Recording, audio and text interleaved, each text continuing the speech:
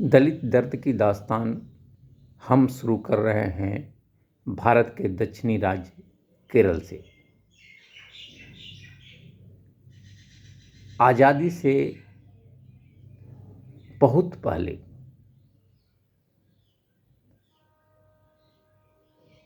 और अंग्रेजों के शासन के इर्द गिर्द से हम अपनी कहानी की शुरुआत कर रहे हैं। केरल में दो प्रथाएं ब्राह्मणों ने चला रखी थी। पहली प्रथा थी ब्रेस्ट टैक्स यानी स्तन कर।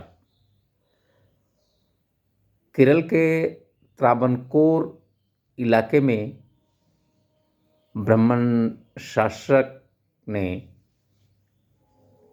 औरतों, खासकर दलितों के ऊपरी भाग को ढकने पर पूर्ण प्रतिबंध लगा दिया था। औरतों को ऐसे वस्त्र पहनने पड़ते थे ताकि उनका स्तन खुला रह सके, और यदि किसी ने अपने स्तन को ढकने का कोशिश किया तो उसके लिए बाज़ाब्ता जो ब्राह्मणी शासन व्यवस्था था उसके लिए टैक्स यानी कर देना पड़ता था।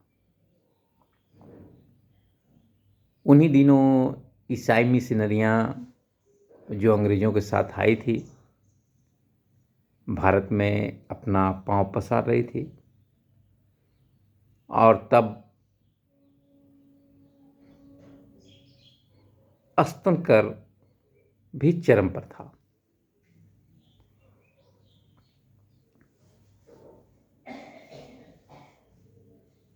जब राजा शाही दरबार जब नगर भ्रमण को निकलती थी ते औरतें अर्धनग्न अवस्था में ही राजकीय जो यात्राएं होती थी उस पे फूल बरसाती थी, मंगल गीत गाती थी। यहाँ तक कि आम जीवन में अपने स्तन खुले रखने वाली औरतों को घर के अंदर भी पूरे वस्त्र पहनने पे एक तरह से मनाही थी।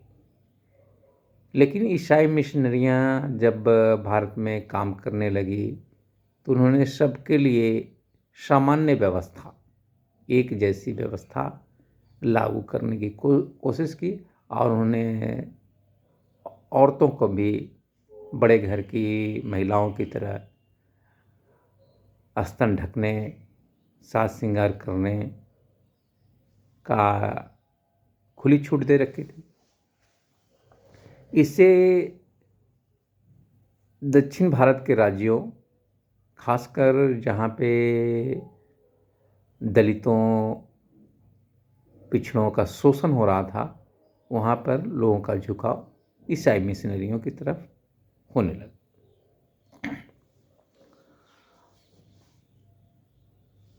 एक दिन की बात है कि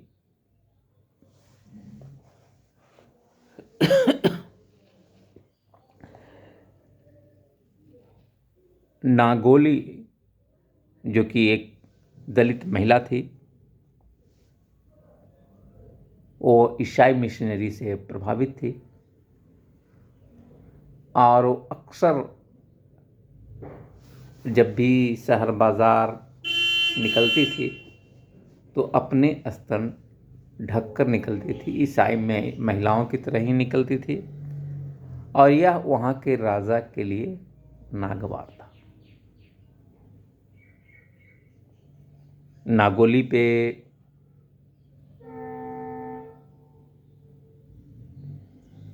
अपराध साबित किया जाता है, और टैक्स कलेक्टर स्तन टैक्स लेने के लिए नांगोली के घर पहुंच जाती है।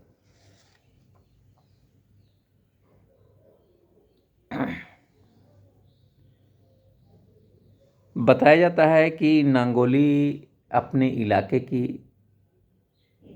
सबसे खूबसूरत महिला थी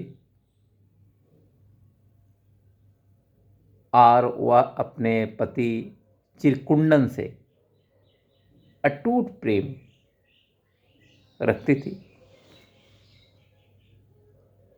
और नांगोली की ओर कोई देखे यह नांगोली को मंजूर नहीं था।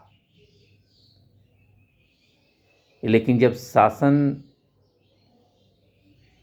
ही गिद्धों के हाथ में हो तो नांगोली जैसी लड़कियां क्या सुरक्षित रहेगी?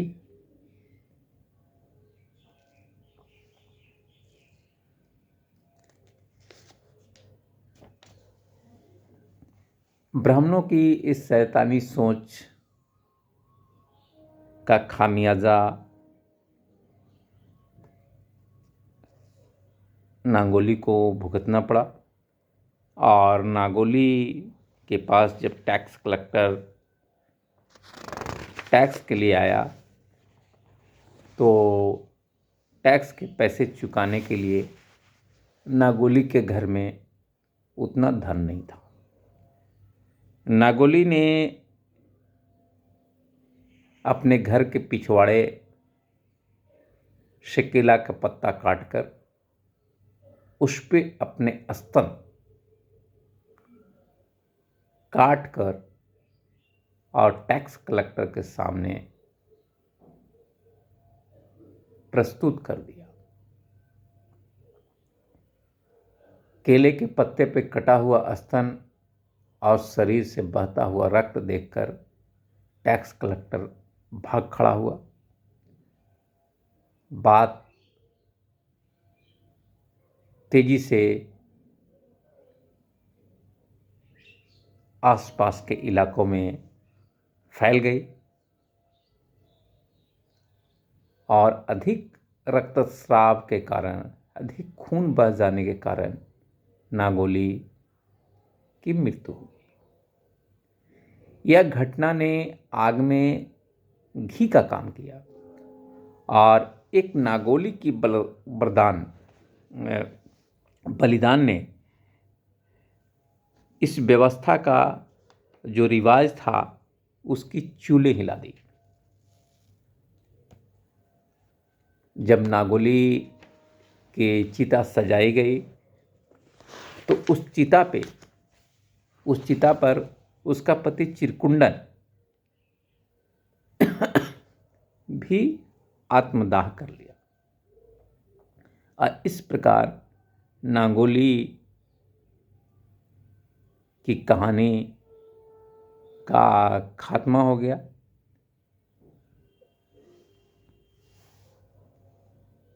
नांगोली का विरोध साहस दो कारणों की वजह से था। पहला कि उसका पति चिरकुंडन उसको सजने संवरने, बाहर निकलने और स्तन ढकने को लेकर नांगोली के साथ था,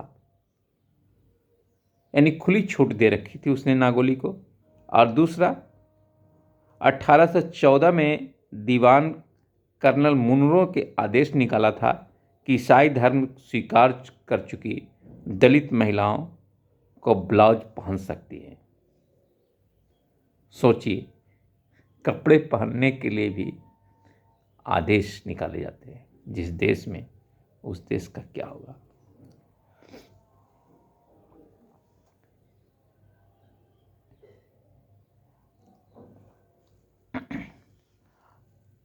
ब्राह्मणी जुर्म की यह दास्तान 18वीं और 19वीं सदी के शुरू में कुछ लोग, खासकर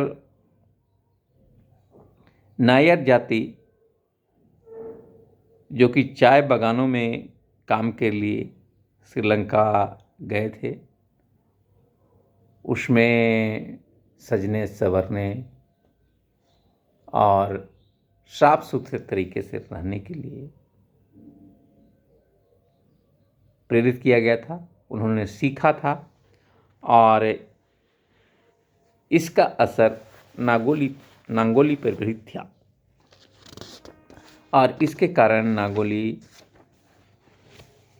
अपने पति के निर्देशानुसार वो सजती संवरती थी और जो ब्राह्मणों के लिए नागवार थी।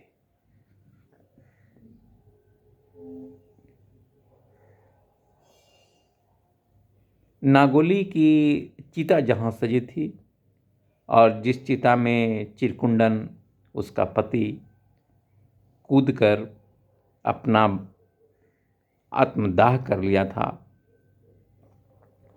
उस जगह को आज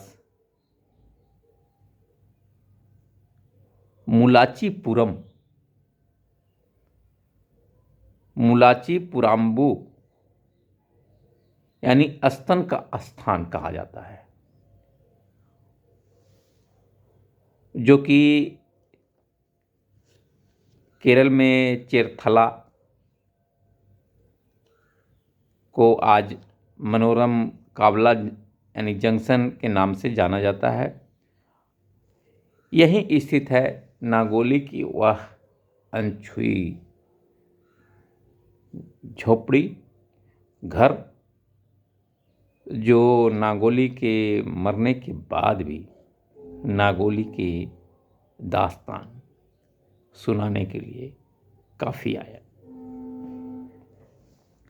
नायर जाति की इस महिला ने जो साहसिक कदम उठाया उससे ब्राह्मणी आदेश का चिंदी चिंदी हो गया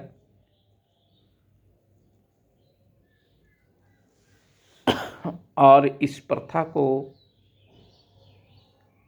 दक्षिण भारत के सबसे लोकप्रिय शासक टीपू सुल्तान ने प्रतिबंधित कर नागोली के सम्मान में स्तन ढकने का सबको अधिकार दिया।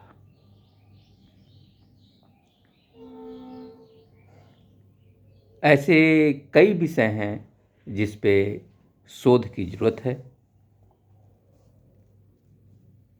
चेरथला से कुछ ही किलोमीटर के दूरी पर बिराग नागोली के परपोते मरियम बेलू रहते हैं और उन्हें गर्व है नागोली की शहादत पे।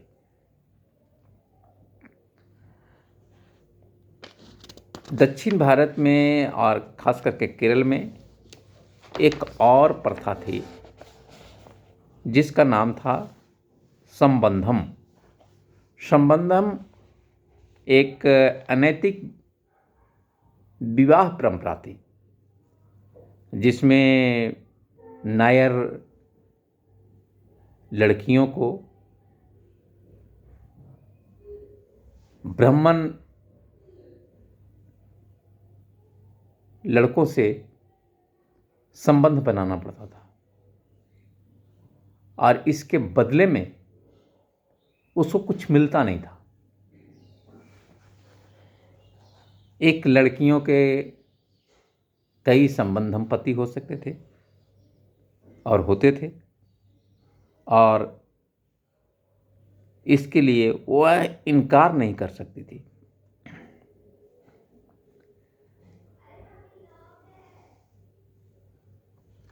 ऐसी परंपरा वहाँ कैसे, क्यों और कब से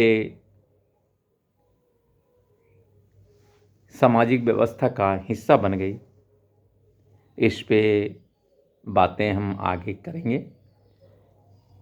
उसके लिए इतिहास के पन्नों को पीछे पलटना होगा और वहीं इसका जवाब है। नागोली शुरू से शूद्र जाति की में उनकी गिनती नहीं होती थी।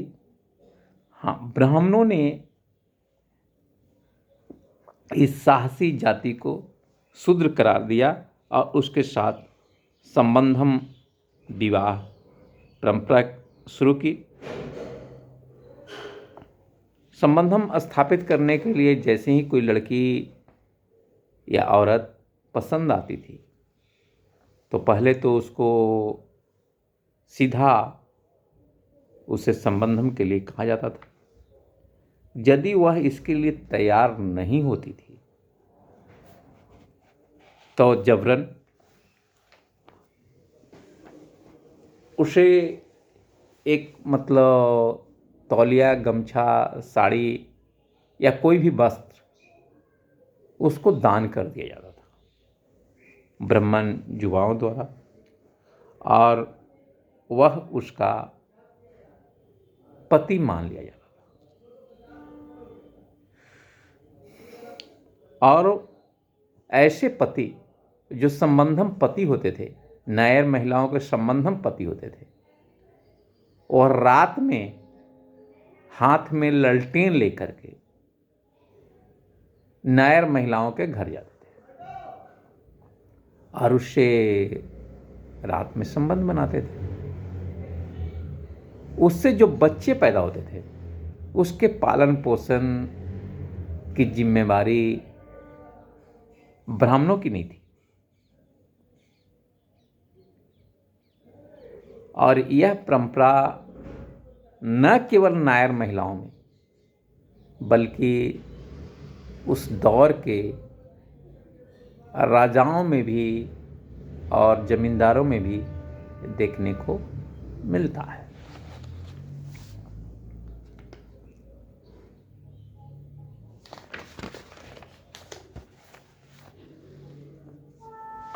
नामोदरी ब्राह्मणों का यह खेल तब तक चलता रहा जब तक कि इसको अवैध घोषित नहीं कर दिया गया।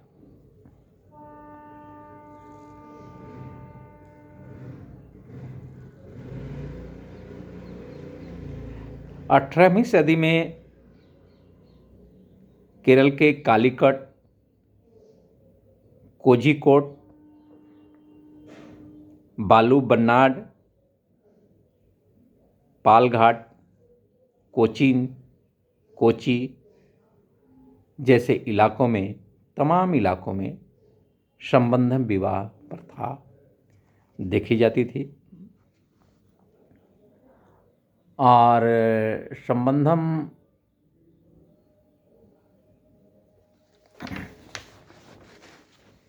से मतलब होती थी कि संबंधम जो है स्थापित करने के लिए ऐसा वहाँ पे एक रीति रिवाज था कि एक संबंधम पति होता था। और उस समय एक ऐसी प्रथा बनाई गई थी कि लड़कियों को ब्राह्मणों को के घर ले जाया जाता था या फिर ब्राह्मण युवाओं को बुला करके उसके गले में एक माला जिसमें एक लॉकेट लगा हुआ था, है ना, वो डलवा दिया जाता था। और यह जो लॉकेट है, ताली, समझे ना, ताला, जो संबंधम का प्रतीक था। और उस संबंधम पति जब वयस्क होता था तो अपनी उस लड़की के साथ जिसके गले में बचपन में उसने एक माला डाला था, लॉकेट वाला, उससे वह संबंध बनाने के लिए पहुंच जाता था और कोई उसको रोकने टोकने वाला नहीं था।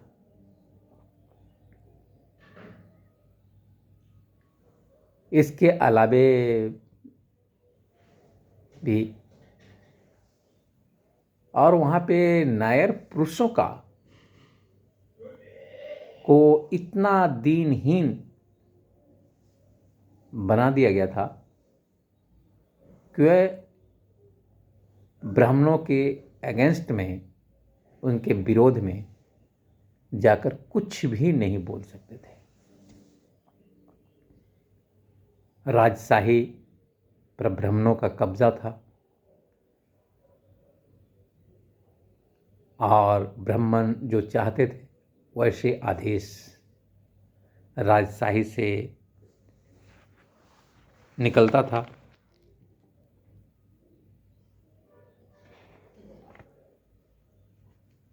लेकिन उनकी ऐसी स्थिति हुई कैसे? तो एक कहानी का एक दूसरा पन्ना यह भी है इस काले अध्याय का कि सम्राट अशोक जब बौद्ध धर्म स्वीकार किए तो उसके कारण राज्य की बहुसंख्यक जनता भी अपने आप को बौद्ध घोषित कर दिया। तब से मौर्य साम्राज्य पे ब्राह्मणी प्रभाव था, लेकिन सम्राट के बौद्ध धर्म बनते ही उनके सभी जो राज्य के वासी थे, जो ब्राह्मण थे, वो भी अपने आप को बौद्ध घोषित किए। लेकिन सच ऐसा था कि वह कहीं से भी बौद्ध आचरण नहीं करते थे, जिसको लेकर के सम्राट अशोक के गुरु और सम्राट के बीच में विवाद चल रहा था। और पटना में तृतीय बौद्ध संगति बुलाई जाती है और उस बौद्ध संगति में ही बौद्ध धर्म दो भागों में, हीनयान और महायान में विभक्त होता है। हीनयान मूल परंपरा थी और महायान में ब्राह्मणी रीति रिवाज और तमाम कुरीतियाँ बुद्ध के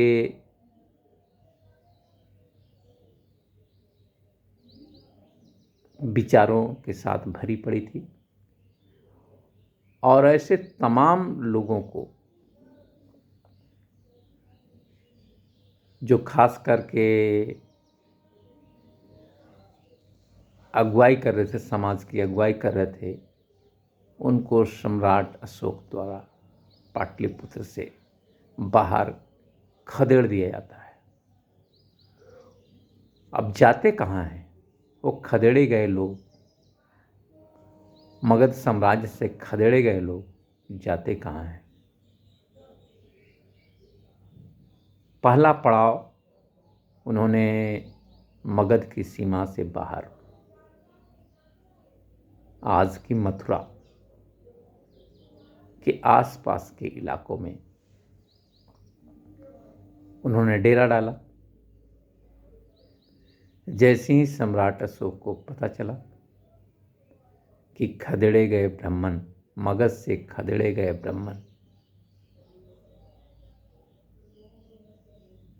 आज भी राज्य की सीमा पे और राज्य के अंदर प्रवेश करने के लिए इंतजार कर रहे हैं। मथुरा में रहते हुए इन खदेड़े गए ब्राह्मणों और उसके साथ गए लोगों ने बुद्ध की बहुत सारी प्रतिमाएं मथुरा और आसपास में बनाई, जिसको आज मथुरा शैली के नाम से जाना जाता है। सम्राट अशोक जब मथुरा से इन खदेड़े गए नामोदरी ब्राह्मणों को जब यहाँ से निकाल बाहर किया तो नामोदरी ब्राह्मणों का यह जत्था दो भागों में विभक्त हो गया। एक भाग जो है अरावली पर्वत की ओर चला गया और दूसरा भाग जो था वह काबुल कंधार होते हुए अफगानिस्तान की ओर चला गया।